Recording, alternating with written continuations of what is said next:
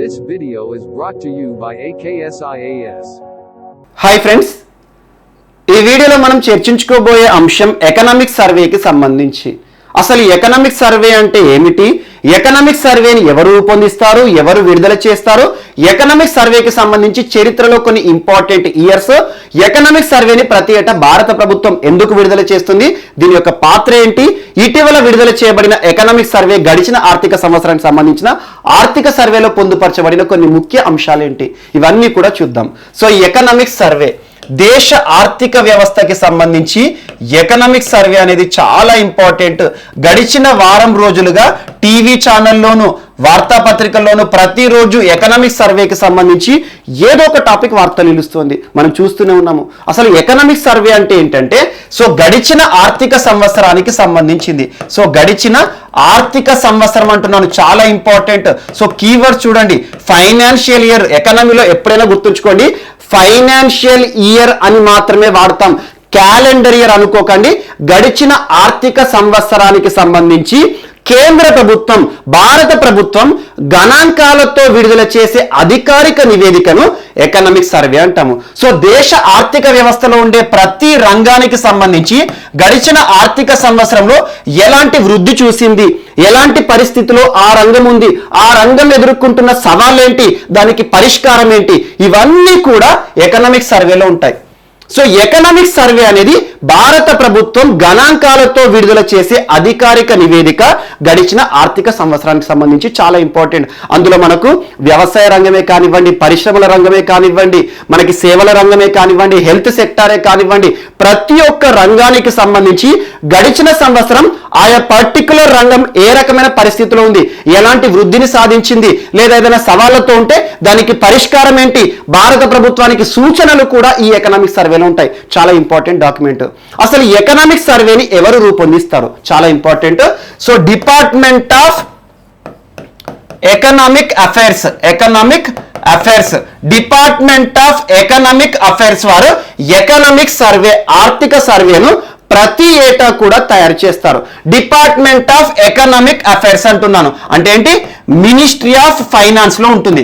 So ministry of finance, కేంద్ర ఆర్థిక మంత్రిత్వ శాఖ ఆధ్వర్యంలో ఉండే ఒక పర్టికులర్ ప్రత్యేక విభాగము ఆర్థిక వ్యవహారాలకు సంబంధించి డిపార్ట్మెంట్ ఆఫ్ ఎకనామిక్ అఫైర్స్ వారు ప్రతి ఏటా కూడా గడిచిన ఆర్థిక సంవత్సరానికి సంబంధించి అధికారిక గణాంకాలను రూపొందిస్తారు. చాలా ఇంపార్టెంట్. సో ఎవరి ఆధ్వర్యంలో ఈ ఎకనామిక్ సర్వే అనేది రూపకల్పన జరుగుతుంది అంటే చీఫ్ ఎకనామిక్ అడ్వైజర్ ఆధ్వర్యంలో, under guidance of chief economic adviser. ప్రస్తుతం భారతదేశంలో చీఫ్ ఎకనామిక్ అడ్వైజర్ గా విధులు నిర్వర్తిస్తున్న వ్యక్తి ఎవరు, సో మనకి కృష్ణమూర్తి వి సుబ్రమణియన్. సో పేరు గుర్తుంచుకోండి, చాలా ఇంపార్టెంట్. కేవి సుబ్రమణియన్ అని గుర్తుంచుకోండి.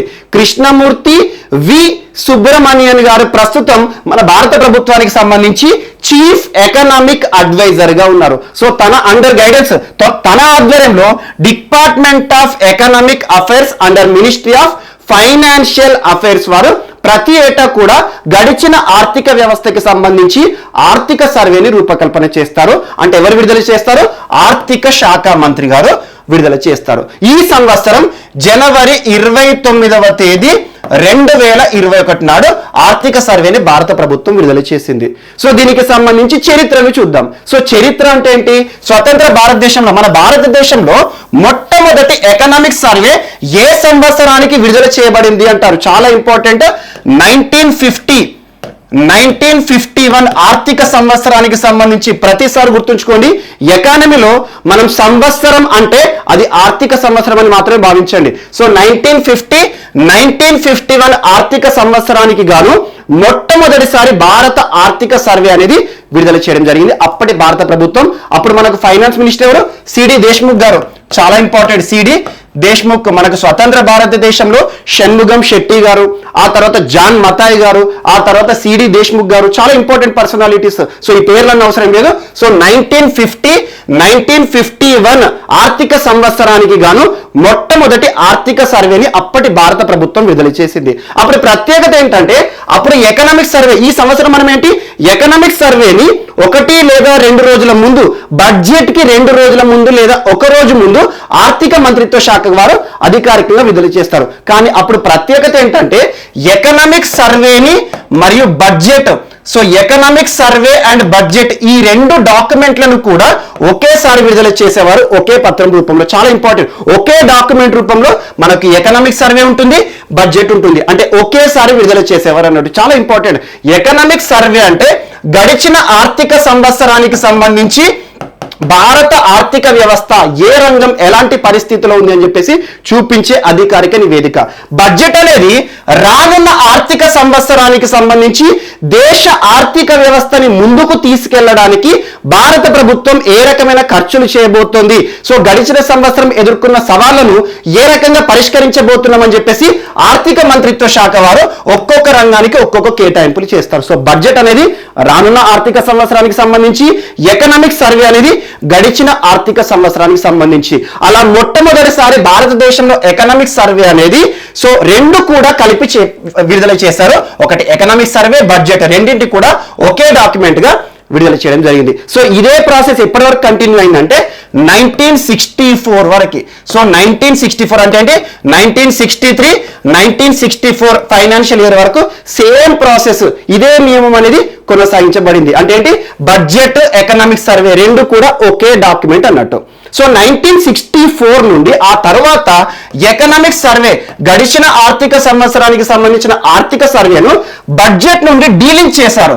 డీలింక్ అంటే ఏంటి, సో దీన్ని వేరు చేయడం జరిగింది. సో అలా బడ్జెట్ కి ఒక రోజు ముందు విడుదల చేయడం అనేది, ఎకనామిక్ సర్వేని విడుదల చేయడం అనేది ఆనవాయితీగా వస్తుంది. సో ఈ సంవత్సరం మనం చూడడం జరిగింది. జనవరి 29వ తేదీన ఎకనామిక్ సర్వేను ప్రస్తుతం భారత ప్రభుత్వం విడుదల చేసింది. ఫిబ్రవరి 1వ తేదీన బడ్జెట్ విడుదల చేయడం జరిగింది. అంటే బడ్జెట్ డాక్యుమెంట్ ని, మనం బడ్జెట్ స్పీచ్ ని ప్రస్తుతం కేంద్ర ఆర్థిక మంత్రిత్వ శాఖ ఎవరి హయాంలో ఉంది, సో నిర్మలా సీతారామన్ గారు పార్లమెంట్ చట్టసభలో బడ్జెట్ ప్రవేశపెట్టారు. చాలా ఇంపార్టెంట్. సో అలా 1 లేదా 2 రోజులు లేదా 3 రోజులు ఈ నియమం అంటూ ఏం లేదు. కానీ ఒక ప్రిన్సిపల్ ఏంటంటే బడ్జెట్ కంటే ముందు ఎర్లియర్ ఆ వీక్ లో మాత్రం ఎకనామిక్ సర్వే అనేది విడుదల చేయబడుతుంది. సో అసలు భారత ప్రభుత్వం ఈ 2 కూడా భారత ప్రభుత్వం విడుదల చేస్తుంది. అసలు ఎందుకు బడ్జెట్ ఎందుకు ప్రవేశపెట్టాలి అనే అంశాన్ని మనం ఎర్లియర్ క్లాసెస్ లో చూసాము. అసలు ఎకనామిక్ సర్వేని భారత ప్రభుత్వం ఎందుకు విడుదల చేస్తుంది, ఇది క్వశ్చన్. చాలా ఇంపార్టెంట్. సో గడిచిన ఆర్థిక సంవత్సరానికి సంబంధించి ఏ రంగం ఎలాంటి సవాళ్లను ఎదుర్కొంది, సో ఏ సవాళ్ళను ఏ రకంగా పరిష్కరించాలి, ఇలాంటి అన్ని అంశాలు కూడా ఎకనామిక్ సర్వేలో ఉంటాయి. అంటే సింపుల్ ఒక ఎగ్జాంపుల్ చూడండి. ఇక్కడ ఎకనామిక్ సర్వే అనేది ఒక డయాగ్నసిస్ లాంటిది. సో డయాగ్నసిస్ అంటే ఏంటి, ఒక పరీక్ష లాంటిది. మనకి ఏదన్నా శరీరానికి జబ్బు చేసింది అనుకోండి, ఏదైనా వ్యాధి సోకింది అనుకోండి, మనం ఎక్కడికి వెళ్తాము, డాక్టర్ దగ్గరికి వెళ్తాము. సో డాక్టర్ దగ్గరికి వెళ్ళిన తర్వాత అసలు ఈ సమస్య ఏంటి, ఇందుకు కారణం ఏంటని చెప్పేసి బ్లడ్ టెస్ట్ కానివ్వండి, స్కానింగ్ కానివ్వండి, అలా కావాల్సిన టెస్ట్లను రాస్తారు. ఆ టెస్టుల ద్వారా మన శరీరంలో అసలు ఏ వైరస్ సోకిందా, లేకపోతే ఏ ప్యాథోజన్ కారకమైందని చెప్పేసి మనకు అసలు మనం ఎదుర్కొంటున్న సమస్య ఏంటని డయాగ్నోసిస్ ద్వారా తెలుస్తుంది. ఈ డయాగ్నోసిస్ ఆధారంగానే డాక్టర్ ఏం చేస్తాడు, ప్రిస్క్రిప్షన్ ఇస్తాడు. సో ప్రిస్క్రిప్షన్ అంటే ఏంటి, చాలా ఇంపార్టెంట్. సో మనకి ఏదైనా జబ్బు చేసినప్పుడు డాక్టర్ దగ్గరికి వెళ్ళినప్పుడు మనకు మెడిసిన్ రాసే ఒక స్లిప్ ఉంటుంది కదా, దాన్ని ప్రిస్క్రిప్షన్ అంటాము. సో ఎకనామిక్ సర్వే అనేది డయాగ్నోసిస్ లాంటిది, అంటే ఒక టెస్ట్ లాంటిది. సో గడిచిన సంవత్సరానికి సంబంధించి భారతదేశంలో ఉన్న సమస్యలు ఏంటి అది చూపించే ఒక డయాగ్నోసిస్ అనుకోండి. సో బడ్జెట్ అనేది రానున్న ఆర్థిక సంవత్సరానికి సంబంధించి కదా, సో గడిచిన సంవత్సరంలో ఎదుర్కొన్న సవాళ్ళు ఏవైతే ఉంటాయో దాన్ని ఏ రకంగా పరిష్కరించాలని చెప్పేసి ప్రిస్క్రిప్షన్ లాంటిది బడ్జెట్ అని. సో ఇది సింపుల్ గా గుర్తుంచుకోండి, ఈ రెండింటిని లింక్ చేసుకోండి. ఎకనామిక్ సర్వే అనేది ఒక డయాగ్నోసిస్ టెస్ట్ లాంటిది. అంటే గడిచిన ఆర్థిక సంవత్సరంలో మన భారతదేశ ఆర్థిక వ్యవస్థలోని ఏ రంగం ఎలాంటి సమస్యలు ఎదుర్కొంది చెప్పేది మనకు ఎకనామిక్ సర్వే. సో అలా బడ్జెట్ ఈ ఎకనామిక్ సర్వే ఆధారంగా ఏ రంగంలో దారుణమైన సమస్యలు ఉన్నాయి వాటిని పరిశీలించాలంటే ఈ సంవత్సరం బడ్జెట్ లో అధిక మొత్తంలో నిధులను కేటాయించాలన్నట్టు. అలా సమస్య పరిష్కారం అనేది బడ్జెట్ ద్వారా జరుగుతుంది. సో ఇది మెడికేషన్ అన్నట్టు, ఒక రెమెడీ. ఇది డయాగ్నోసిస్, ఇది రెమెడీ. సో బడ్జెట్ అనేది ఒక రెమెడీ. సో రెమెడీ మనకు ఈ ఎకనామిక్ సర్వే అనేది ఒక డయాగ్నోసిస్ లాంటిది, చాలా ఇంపార్టెంట్. సో అందుకోసం భారత ప్రభుత్వం గడిచిన ఆర్థిక సంవత్సరానికి సంబంధించి అధికారికంగా గణాంకాలతో కూడిన ఒక పత్రం, ఒక నివేదికను విడుదల చేస్తుంది. ఒక నివేదిక, ఒక పత్రం అంటున్నాను, ఒక డాక్యుమెంట్ అంటున్నాను. కానీ చూడండి, ఈ సంవత్సరం ఎకనామిక్ సర్వేని కనుక మనం అబ్జర్వ్ చేస్తే ఆల్మోస్ట్ వాల్యూమ్ 1, వాల్యూమ్ 2 కలిపితే దాదాపు దగ్గర దరిదాపుల్లో 850 పేజీల నుండి 900 పేజీలు ఉన్నాయి. రకరకాల చాప్టర్స్ ఉన్నాయి, చాలా ఇంపార్టెంట్. అవన్నీ కూడా మన పోటీ పరీక్షలకు అవసరం లేదు. అందులో ఏవైతే మనకి ఎగ్జామినేషన్ గా ఇంపార్టెంట్ ఉంటాయో సివిల్ స్థాయి నుండి, సో ఏ పరీక్షలైనా కూడా ఎకనామిక్ సర్వేకి సంబంధించి ప్రశ్న అడుగుతున్నారు. ఎగ్జాంపుల్, ఎకనామిక్ సర్వేలో చర్చించబడిన కొన్ని అంశాలు. వి షేప్డ్ రికవరీ అన్నారు. సో భారత ఆర్థిక వ్యవస్థ గడిచిన సంవత్సరం వి షేప్డ్ రికవరీతో ఉంది అని చెప్పారు. And at the same time example మనకు స్ట్రింజెన్సీ ఇండెక్స్ అనే ఒక పదాన్ని లేదా ఒక అంశాన్ని ప్రస్తావించారు. చాలా ఇంపార్టెంట్. కొన్ని అంశాలు ఇక్కడ ఎగ్జాంపుల్ గా తీసుకుంటున్నాను. అండ్ ఇంకొకటి interest rate, growth rate, differential అనే ఒక అంశాన్ని కానివ్వండి. అండ్ ఎకనామిక్ సర్వేలో చాలా శ్లోకాస్ కూడా పొందుపరిచారు. Example, saving a life that is in jeopardy is origin of ధర్మ.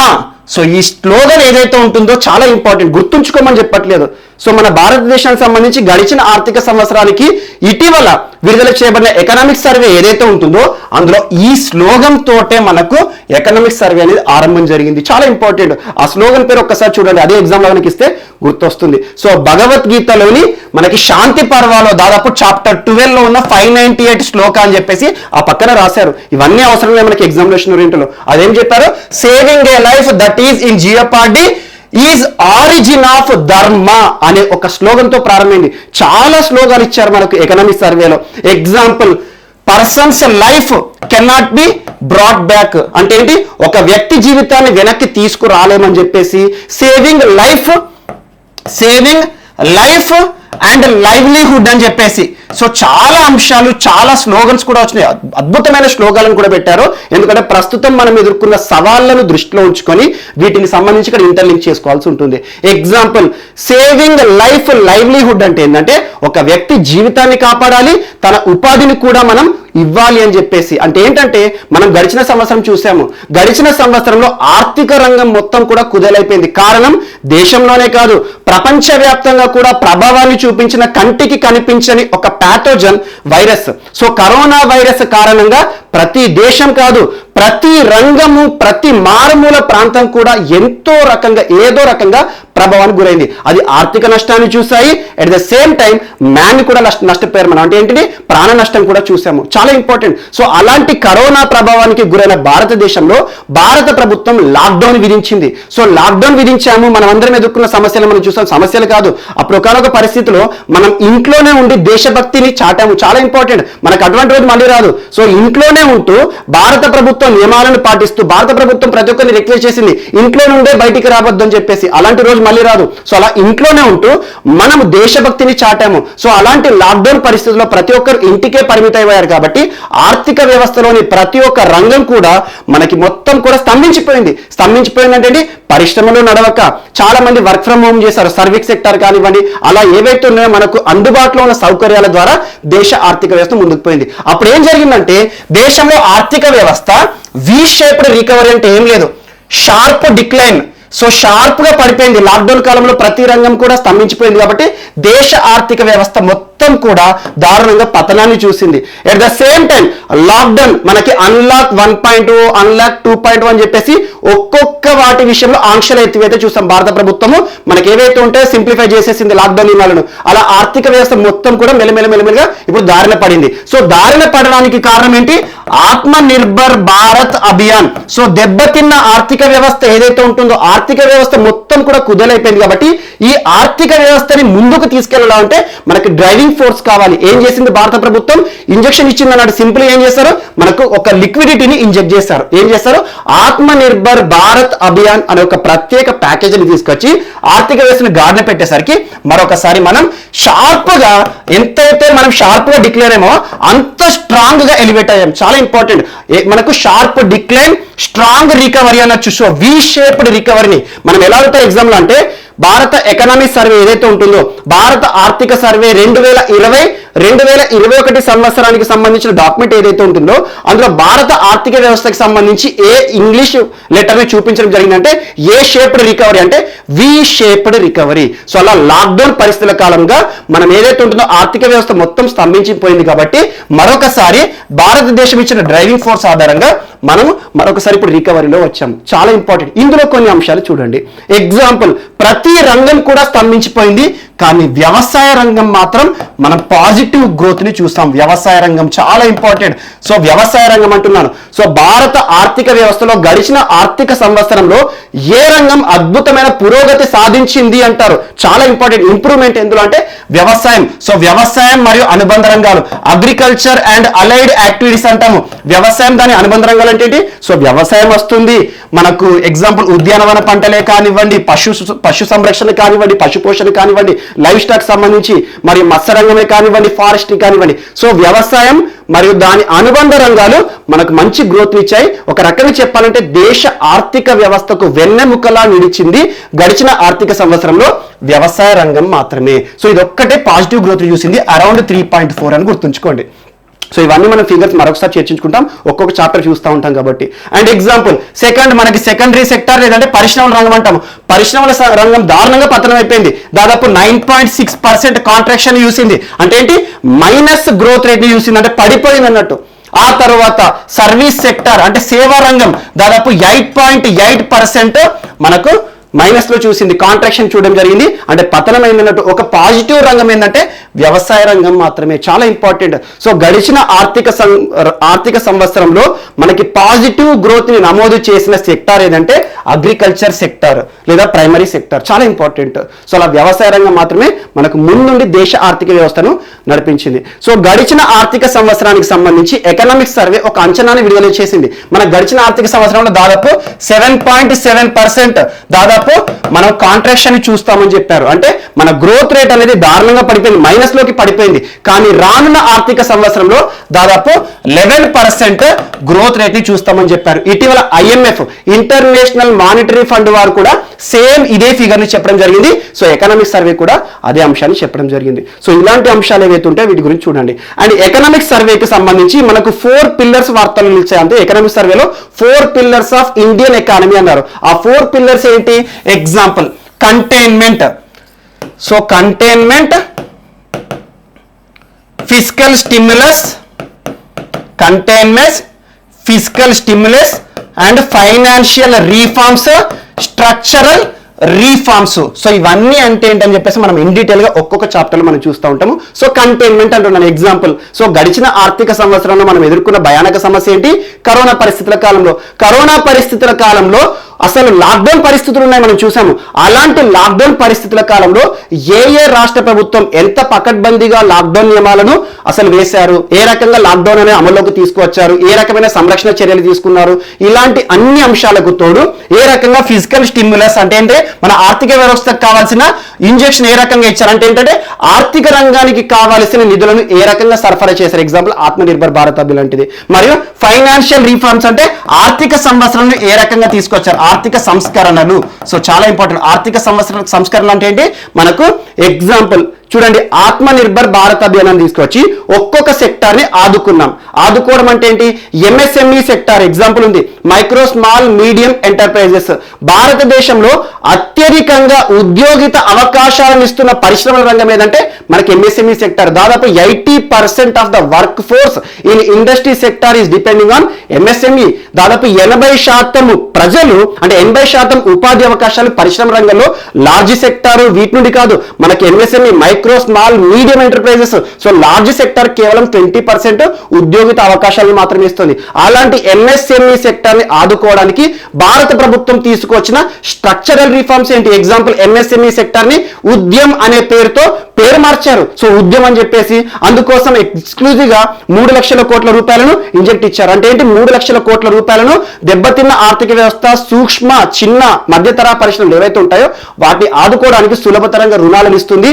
ఎలాంటి కొలాటరల్స్ లేకుండా ప్రభుత్వం ఏదైతే ఉంటుందో బ్యాంకులకి షూరిటీ ఇస్తుంది. అలాంటి అంశాలు కానివ్వండి. మరియు ఇటీవల స్ట్రీట్ వెండర్స్ ఎవరైతే ఉంటారో చిరు వ్యాపారులు మనం చూస్తూ ఉంటాము, మన గల్లీలలో ఉంటారు. సో స్ట్రీట్ వెండర్స్ ని ఆదుకోవడానికి పిఎం స్వనిధి అని ఒక ప్రత్యేక ప్రోగ్రామ్ ని తీసుకొచ్చింది. ప్రధానమంత్రి స్ట్రీట్ వెండర్స్ ఆత్మనిర్భర్ నిధి, ఇలాంటి అంశాలు కానివ్వండి, టోటల్ స్ట్రక్చరల్ రిఫార్మ్స్ కూడా తీసుకొచ్చారు. సో అలా 4 పిల్లర్స్ ఆఫ్ ఇండియన్ ఎకానమీ అంటే ఏంటి, సో ఏ రకంగా ఆర్థిక సర్వేలో దీనికి సంబంధించి డీటెయిల్స్ ఇచ్చారో అవన్నీ కూడా చూడాల్సి ఉంటుంది. సో ఇవన్నీ కూడా ఇంపార్టెంట్. అందులో పాటు మనకు ఎకనామిక్ సర్వేలో ఒక్కొక్క చాప్టర్ ఇచ్చారు. ఆ చాప్టర్ లో ఎగ్జాంపుల్ గవర్నమెంట్ పాలసీ రిఫార్మ్స్ అని ఫస్ట్ చాప్టర్ స్టార్ట్ అయింది. Government policy reforms. ఈ చాప్టర్ లో స్ట్రింజెన్సీ ఇండెక్స్, సో స్ట్రింజెన్సీ ఇండెక్స్ అనే ఒక సూచీని పేర్కొన్నారు. చాలా ఇంపార్టెంట్. సో పోటీ పరీక్షలకు ప్రిపేర్ అయ్యే ప్రతి ఒక్క అభ్యర్థి ఖచ్చితంగా చదవాల్సిన కొన్ని అంశాల్లో సూచీలు అనేది ఇంపార్టెంట్ టాపిక్. మనం రెగ్యులర్ గా human development index, human freedom index, climate change performance index, so నిన్నటి రోజున ఎగ్జాంపుల్ మనము డెమోక్రసీ ఇండెక్స్, భారతదేశ స్థానం ఎంత, ఇలాంటివి చూస్తూ ఉంటాం. కానీ భారతదేశానికి సంబంధించి ఆర్థిక సర్వేలో ఒక ఇండెక్స్ ని కూడా పొందుపరచడం జరిగింది. అదేంటంటే స్ట్రింజెన్సీ ఇండెక్స్. 4 ఫ్యాక్టర్స్ ని తీసుకున్నారు. ఎగ్జాంపుల్ ఆ 4 ఫ్యాక్టర్స్ లో ఏంటంటే మనకి ఒక రాష్ట్రానికి సంబంధించి రాష్ట్ర జనాభా ఎంత ఉంది, రాష్ట్రంలో జనసాంద్రత ఎంత ఉంది, ఎన్ని టెస్టులు చేశారు, ఏ రకంగా ఫ్యాటాలిటీ రేట్ ని కంట్రోల్కి తీసుకొచ్చారు. సో దీనికి సంబంధించింది అన్నట్టు కరోనాకి సంబంధించి. సో ఆర్థిక వ్యవస్థలో ఫస్ట్ లెసనే, దాదాపు ఫస్ట్ పేజెస్ అన్ని కూడా కరోనా పరిస్థితుల కాలంలో భారతదేశం ఏ రకంగా సవాళ్లను ఎదుర్కొంది, ఎలాంటి అంశాలను, ఎలాంటి పథకాలను తీసుకొచ్చింది, సో ఏ రకంగా ఆర్థిక వ్యవస్థను ఆదుకోవడానికి ప్రత్యేక ప్యాకేజీలు విడుదల చేసింది, ఇవన్నీ అంశాలు ఉన్నాయి. అలాంటి ఒక అంశాల్లో స్ట్రింజెన్సీ ఇండెక్స్ అనేది చాలా ఇంపార్టెంట్. సో స్ట్రింజెన్సీ ఇండెక్స్ అంటే ఏంటంటే భారతదేశంలో లాక్డౌన్ విధించిన తర్వాత ఏ రాష్ట్ర ప్రభుత్వం ఏ రకమైన పర్ఫార్మెన్స్ ఇచ్చింది, ఎలా పర్ఫార్మెన్స్ ఇచ్చిందంటే ఏ రకంగా అక్కడ లాక్డౌన్ నియమాలను అమలు చేస్తున్నారు. ఎగ్జాంపుల్ మనకు కరోనా పరిస్థితుల కాలంలో చాలా పురాతన చట్టాన్ని మనం అమలు చేశాము, ఎపిడమిక్ డిసీజెస్ యాక్ట్ 1897. సో అలాంటివి కానివ్వండి. అండ్ ఎగ్జాంపుల్ ఈ స్ట్రింజెన్సీ ఇండెక్స్ ఒక రాష్ట్రం ఎగ్జాంపుల్ తీసుకోండి. రాజస్థాన్ అద్భుతంగా కరోనాని కట్టడి చేసింది. బిల్వారా మోడల్ అంటాం మనం. సో బిల్వారా మోడల్ అనేది దేశానికే దిక్సూచిగా మారింది. బిల్వారా అనే డిస్టిక్ లో ఆ అడ్మినిస్ట్రేషన్ విధించిన లాక్డౌన్ చాలా ఇంపార్టెంట్. బిల్వారాకు సంబంధించి మనం ఎక్స్క్లూజివ్ గా చర్చించుకున్నాం, ఒకసారి చూడండి. సో బిల్వారా మోడల్ అంటే ఏంటంటే ఎగ్జాంపుల్ రాజస్థాన్ రాష్ట్రంలో అసలు ఎంతమంది జనాభా ఉన్నారు, ఆ జనాభా విషయంలో ఒక్కొక్క రాష్ట్రంలో పెద్ద రాష్ట్రం ఉంటుంది కానీ జనసాంద్రత తక్కువగా ఉండొచ్చు. సో రాష్ట్రంలో జనాభా ఎంత, జనసాంద్రత ఎంత, అసలు ప్రభుత్వం ఎన్ని టెస్టులను చేసింది, ఏ రకంగా కంటైన్మెంట్ చేసింది, ఏ రకంగా వారిని ఐసోలేట్ చేసింది. టెస్టులు ఎక్కువగా చేస్తేనే ఐసోలేషన్ ఎక్కువగా జరుగుతుంది, ఆటోమేటిక్ గా వ్యాధి వ్యాప్తిని నియంత్రించవచ్చు. చాలా important. At the same time fatality rate ని ఏ రకంగా నియంత్రించింది, ఎలా కంట్రోల్ చేసింది. ఫ్యాటాలిటీ రేట్ ఎకానమీలో చాలా ఇంపార్టెంట్ టర్మినాలజీ ఉంటుంది. ఫ్యాటాలిటీ రేట్ వేరు, మోర్టాలిటీ రేట్ వేరు. సో ఇక్కడ చిన్న ఎగ్జాంపుల్ చూడండి. సో మోర్టాలిటీ రేట్ అంటే ఏంటంటే టోటల్ జనాభాను తీసుకుంటాం, అంటే జనాభాలో ఎన్నైతే మరణాలు జరుగుతాయో దాని మోర్టాలిటీ, మరణాల సంఖ్య అంటాం. సో ఫ్యాటాలిటీ రేట్ అంటే ఏంటంటే డిసీజ్ కి సంబంధించి. సో ఫ్యాటాలిటీ రేట్ అంటే ఏంటి, డిసీజ్ ఒక వ్యాధి, ఎగ్జాంపుల్ ఒక డిసీజ్ అవుట్ బ్రేక్ అయింది అనుకోండి, కరోనా పరిస్థితి కాలంలో చూస్తాం. సో కరోనా టైంలో వ్యాధికి సంబంధించి సో ఎన్ని టెస్టులు చేశాం, ఆ టెస్టుల్లో ఎన్ని పాజిటివ్స్ వచ్చినాయి. పాజిటివ్ అంటే ఏంటి, కరోనా వ్యాధికి గురైన వారు అన్నట్టు. సో అలా పాజిటివ్ వచ్చిన పర్సన్స్ ఎవరైతే ఉంటారో ఈ వ్యాధిగ్రస్తులు ఉంటారు కదా, సో వ్యాధిగ్రస్తుల్లో ఎంతమంది వ్యాధి నుండి కోలుకుంటున్నారు, సో ఎంతమంది ఈ వ్యాధి బారిన పడి ఇబ్బంది పడి మరణించారు. సో వ్యాధికి గురైన వారితో కంపేర్ చేస్తూ ఆ వ్యాధికి గురైన వారు, ఆ వైరస్ సోకిన వారు ఎంతమంది అయితే మరణిస్తున్నారో దాన్ని ఫ్యాటాలిటీ రేట్ అంటాము. అదే టోటల్ మెంబర్స్ తీసుకుంటే మనం మోర్టాలిటీ రేట్ అంటాం. చాలా ఇంపార్టెంట్. సో ఫ్యాటాలిటీ రేట్ లో వ్యాధి ఎంతమంది వ్యాధిగ్రస్తులను మనం క్రైటీరియా తీసుకొని ఆ వ్యాధికి గురైన వారు ఎంతమందికి మరణిస్తున్నారు అది మాత్రమే మనం ఇక్కడ ఫిగర్ తీసుకుంటే పర్సెంటేజ్ లో ఎక్స్ప్లెయిన్ చేస్తాం. సో ఫ్యాటాలిటీ రేట్ విషయంలో భారతదేశము అద్భుతంగా ఉంది, అంటే చాలా నియంత్రించడం జరిగింది. అంటే ఫ్యాటాలిటీ అనేది చాలా తక్కువగా ఉంది. అంటే ఎంతమంది అయితే కరోనాకి సోకుతున్నారో, కరోనా వ్యాధి సోకుతుందో ఆ కరోనా వ్యాధి బారిన పడిన వారు ప్రతి ఒక్కరు దాదాపు 97, మోర్ దెన్ 97% కోలుకుంటున్నారు అన్నట్టు. అంటే ఎగ్జాంపుల్ ఫ్యాటాలిటీ రేట్ 3% అన్నారు అనుకోండి, ప్రతి 100 మంది వ్యాధిగ్రస్తుల్లో ఆ వ్యాధి పర్టికులర్ ఏ వ్యాధి అయినా సరే ఆ 100 మందికి వ్యాధి వచ్చిందంటే అందులో 3 చనిపోతున్నారు అన్నట్టు. సో ఇది ఫ్యాటాలిటీ రేట్ అనే కాన్సెప్ట్. ఫ్యాటాలిటీ రేట్ వేరు, మోర్టాలిటీ రేట్ వేరు. సో అలా స్ట్రింజెన్సీ ఇండెక్స్ అనే ఒక ప్రత్యేక ఇండెక్స్ ని విడుదల చేశారు ఈ ఎకనామిక్ సర్వేలో. చాలా ఇంపార్టెంట్. మరియు దాంతో పాటు ఎకనామిక్స్ సంబంధించి ఒక కీ కాన్సెప్ట్ పెట్టారు. సో అప్పులకి సంబంధించి, సో అప్పులు సెకండ్ టాపిక్ లో ఏం చెప్పారంటే, సో ఇదంతా కూడా బేసిక్స్ ఈ రకంగా చదవాలని చెప్తున్నాను. సో సెకండ్ టాపిక్ దేని గురించి చదవాలి మనం అంటే, ఎగ్జాంపుల్ భారత ప్రభుత్వం అప్పులు తెచ్చి సో అప్పులు తెచ్చి రుణాలు అన్నట్టు, అప్పులు లేదా రుణాలు తీసుకువచ్చి మనం గ్రోత్ రేట్ ని సాధించవచ్చా? సో అప్పులు లేదా రుణాలు తీసుకొచ్చి దేశ ఆర్థిక రంగాన్ని ముందుకు తీసుకురావచ్చా అని చెప్పేసి ఒక క్వశ్చన్ మార్క్ ఇచ్చారు. Is it right are wrong అని చెప్పేసి. సో అప్పులు ఎగ్జాంపుల్ చెప్తాను. ఖర్చుల పరంగా మనం అప్పులని తీసుకొస్తాం విదేశాల నుండి కానివ్వండి, స్వదేశీ రుణాలు కానివ్వండి. స్వదేశీ రుణాలు అంటే ఆర్బీఐ కానివ్వండి, మన సంస్థాగత రుణాలు అంటాము. అదే మనకు విదేశీ రుణాలు అంటే ఏంటి? వరల్డ్ బ్యాంక్ కానివ్వండి, ఐఎంఎఫ్ కానివ్వండి, ఏడిబి కానివ్వండి, ఎన్డిబి కానివ్వండి, అలా రుణాలు బయట దేశాల నుండి మనం తీసుకొచ్చే రుణాలు కావచ్చు, లేదా మన స్వదేశీ రుణాలు కావచ్చు. ఏదైనా సరే మన ఆర్థిక వ్యవస్థలో ముందుకు పోవాలంటే ఖచ్చితంగా రుణాలు కావాల్సిందే. అందుకోసం అని చెప్పేసి ఈ తీసుకువచ్చిన అమౌంట్ ఏదైతే ఉంటుందో దీన్ని ఏ రకంగా ఖర్చు పెడతామనేదే చాలా ఇంపార్టెంట్. సో ఇది ఒకటి. అంటే ఖర్చులు రెండు రకాలుగా ఉంటాయి. మన బడ్జెట్కి సంబంధించి కూడా చూడండి. సో ఖర్చులు రెవెన్యూ ఎక్స్పెండిచర్ అంటాము, క్యాపిటల్ ఎక్స్పెండిచర్ అంటాం. అంటే రెవెన్యూ వ్యయము, మూలధన వ్యయం. ఇక్కడ ఒక ఎగ్జాంపుల్ చెప్తాను. ఒక వ్యక్తి, ఒక పర్సన్, ఏ అనే పర్సన్ ఉన్నాడు. తను ఎవరి దగ్గర నుండి అప్పు తీసుకొచ్చాడు, లేకపోతే బ్యాంకు నుండి ఒక రుణాన్ని పొందాడు అనుకోండి. అలా రుణాన్ని పొంది తనకు ఉండే ఖర్చులన్నింటిని కూడా నెరవేర్చుకుంటున్నాడు. ఎగ్జాంపుల్, పిల్లలకి స్కూల్ ఫీజు కట్టడం కానివ్వండి, లేదంటే ఒక వాహనం, ఒక కార్ 4 వీలర్ని కొన్నాడు. మరియు దాంతో పాటు టూరిజం, అంటే టూర్లు అంటే ఇష్టం కాబట్టి పర్యటనలు మునిగిపోయాడు, అంటే పర్యటన పరంగా తిరిగి వచ్చాడు. ఆ తర్వాత కొంత పొలం కొన్నాడు, పొలం. ఆ తర్వాత లేదంటే ఒక ఇల్లు కట్టుకున్నాడు, ఇల్లు. సో ఇంత మొత్తంలో అప్పు తెచ్చాడు అనుకోండి. లేదంటే తనకు అయ్యే ఖర్చులు అప్పుల ద్వారా కాదండి, తనకు వచ్చే ఆదాయం ఏదైతే ఉంటుందో ఆ ఆదాయాన్ని ఈ రకంగా ఖర్చు పెడుతున్నాడు. సో ప్రతి ఒక్కటి కూడా ఖర్చే. కానీ ఇందులో ఆదాయాన్ని ఇచ్చే ఖర్చు ఉంటుంది, ఆనందాన్ని ఇచ్చే ఖర్చు ఉంటుంది.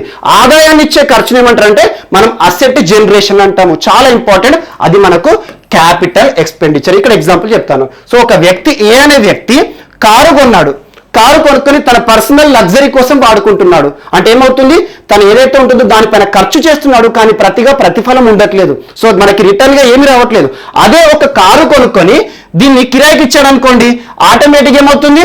తనకి ఆదాయం అనేది వస్తూ ఉంటుంది. సో రెంట్ కార్ కాబట్టి రెంట్ నుండి వచ్చే ఇన్కమ్ అనేది వస్తుంది. సో ఇది తను లగ్జరీగా నడుపుకుంటున్నాడు కాబట్టి దానికోసం పెట్రోల్ పోస్తూ ఉంటాడు, దానికి డిప్రిసియేషన్ తరుగుదలనే ఉంటుంది, దానిపైన ఖర్చు చేస్తూ ఉంటాడు. So second example, so automatic గా కిరాయికి ఇస్తే ఏమవుతుంది? తనకు ఒక ఆదాయాన్ని ఇచ్చే ఒక వనరుగా మారుతుంది. అంటే ఇన్కమ్ జనరేటింగ్ అసెట్ గా మారుతుంది. చాలా ఇంపార్టెంట్.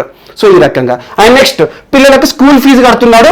నాణ్యత అయిన ఈ విద్య కోసము చాలా పెద్ద మొత్తంలో ఖర్చు చేస్తున్నాడు. అది అద్భుతమైన అంశం. ఎందుకంటే ఈరోజు మంచి నాణ్యత ఉన్న విద్యను ఇచ్చినప్పుడు తను పెరిగి పెద్ద అయిన తర్వాత మంచి సెటిల్ అయ్యాడు అనుకోండి, ఆటోమేటిక్ గా మనకు ఒక ఇన్వెస్ట్మెంట్ లా భావించవచ్చు. And at the same time tourism, తనకి టూరిజం అంటే ఇంట్రెస్ట్, చాలా పర్యటన విషయంలో తిరుగుతూ ఉంటాడు, దేశం మొత్తం తిరుగుతూ ఉంటాడు. సో అలా టూరిజం పైన ఖర్చు పెడుతున్నారు. అలా ఖర్చు పెట్టిన దాని నుండి మళ్ళీ మనకి తిరిగి ఆదాయం వస్తుందా? ఏం రాదు. ఆనందం వస్తుంది కానీ ఆదాయం రాదు.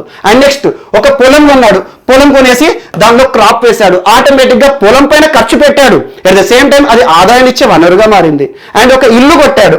ఇల్లు కట్టిన తర్వాత తనే ఉంటున్నాడు, తనకు బెనిఫిట్ గా ఉంటుంది. లేదు ఇల్లు కట్టేసి ఒక 2-3 పోర్షన్లు వేసేసి రెంట్కి ఇచ్చాడు అనుకోండి, సో నెల తనకి ఇన్కమ్ అనేది వస్తూ ఉంటుంది, ఆదాయాన్ని ఇచ్చే వనరుగా మారింది. అసెట్ జనరేషన్ అంటే ఇక్కడ అర్థమై ఉంటుంది. సో ఇక్కడ నాన్ పర్ఫార్మింగ్ అసెట్ అంటే కూడా ఒక ఇంపార్టెంట్ కాన్సెప్ట్ ఉంటుంది. సో ఇల్లు కట్టాడు, తను ఉండట్లేదు, కిరాయికి ఇవ్వట్లేదు, జస్ట్ అలా ఉన్నదా ఇల్లు అంటే కట్టించాడు.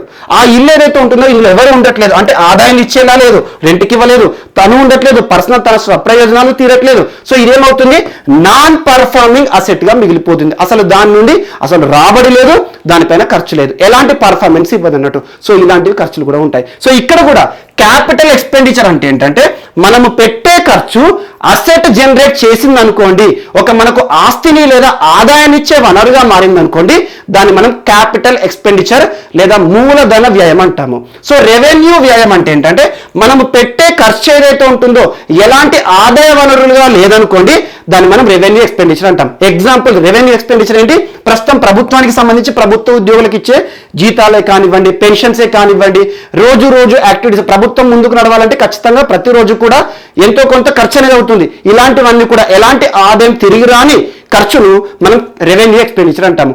అదే ఎగ్జాంపుల్, ఫ్లైఓవర్స్ నిర్మించడం కానివ్వండి, రోడ్లను నిర్మించడం కానివ్వండి, సో అసెట్ జనరేటింగ్ ప్రాపర్టీగా మనం ఖర్చు చేసామనుకోండి, దాన్ని మనం క్యాపిటల్ ఇన్వెస్ట్మెంట్ అంటాము. చాలా ఇంపార్టెంట్. సో ఎకానమీలో revenue expenditure and non revenue expenditure లేదా క్యాపిటల్ ఎక్స్పెండిచర్ అనేది చాలా ఇంపార్టెంట్. అంతకుముందు ఖర్చులు ఏ రకంగా ఉంటాయంటే planned and non planned expenditure, ప్రణాళికేతర అని ఉండేది. కానీ ఇప్పటి నుండి మనకి ఏంటంటే రెవెన్యూ ఎక్స్పెండిచర్, క్యాపిటల్ ఎక్స్పెండిచర్ అని చూడాలి. సో రెవెన్యూ ఎక్స్పెండిచర్ అంటే ఏంటంటే మనకు ఎలాంటి తిరిగి ఆదాయం రాదు. సో అప్పులు తీసుకొని ఎక్కువగా రెవెన్యూ ఎక్స్పెండిచర్ మీద ఖర్చు పెట్టాం అనుకోండి, అప్పులు తీసుకోవడం తప్పులేదు, కానీ ఆ తీసుకున్న అప్పులను ఏ రకంగా మనం ఖర్చు చేస్తామనేదే మనకు ఖచ్చితంగా ఫ్యూచర్ని నిర్ణయిస్తుంది. సో అలా అప్పులు మనం బయట నుండి ఇప్పుడు ఏమంటున్నాను, అప్పులు తెచ్చి ఖర్చు చేసి దేశ ఆర్థిక రంగాన్ని ముందుకు తీసుకెళ్లొచ్చా అంటున్నాను. సో అప్పులు తీసుకో, మన అవసరం కోసం మనకు డెట్ ఉందనుకో, ఎగ్జాంపుల్ మనకు కావాల్సిన ఆదాయం రానప్పుడు డెఫిసిట్ ఉంది, లోటులో ఉన్నాం, ఆ లోటుని పూరించడానికి డెట్ తీసుకొస్తాం, అంటే అప్పులు తీసుకొస్తాం.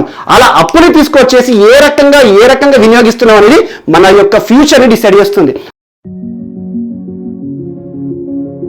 This video is brought to you by AKSIAS.